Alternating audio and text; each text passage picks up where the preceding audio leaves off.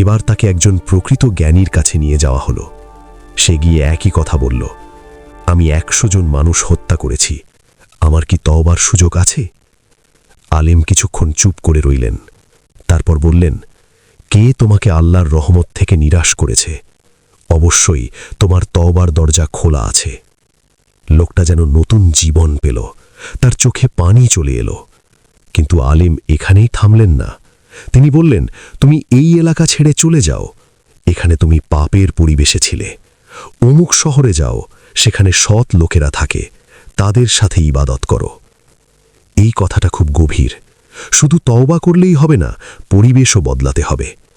লোকটা রওনা দিল নতুন জীবনের পথে।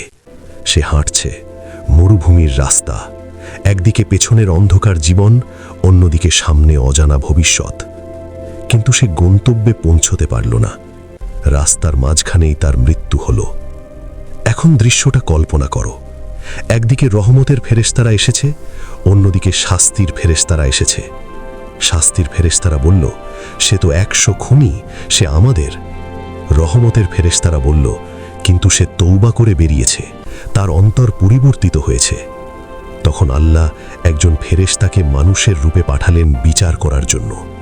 তিনি বললেন, দেখো, যে শহর থেকে সে বেরিয়েছে আর যে শহরে যাচ্ছিল, 2 জায়গার দূরত্ব মেপে দেখো। যে শহরের কাছে সে বেশি, সে সেই দলের হবে। মাপা হলো।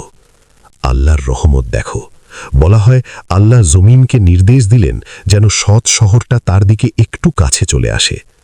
শেষ পর্যন্ত দেখা গেল সে সৎ শহরের দিকে 1 হাত পরিমাণ বেশি কাছে। ফয়সালা হলো, সে ক্ষমাপ্রাপ্ত। 100 খুনি, তবুও ক্ষমা। এটা শুধু একটা গল্প না, এটা আমাদের জন্য বার্তা।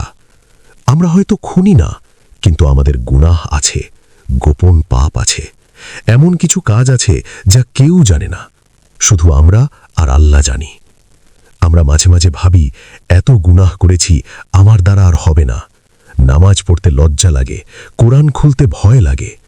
কিন্তু মনে রাখো, এই ঘটনাটি যে কিতাবগুলোতে এসেছে, যেমন সহিহ মুসলিম, সেগুলোতে এটি শিক্ষা হিসেবে সংরক্ষিত হয়েছে, যাতে কোনো বান্দা আল্লাহর রহমত থেকে নিরাশ না হয়।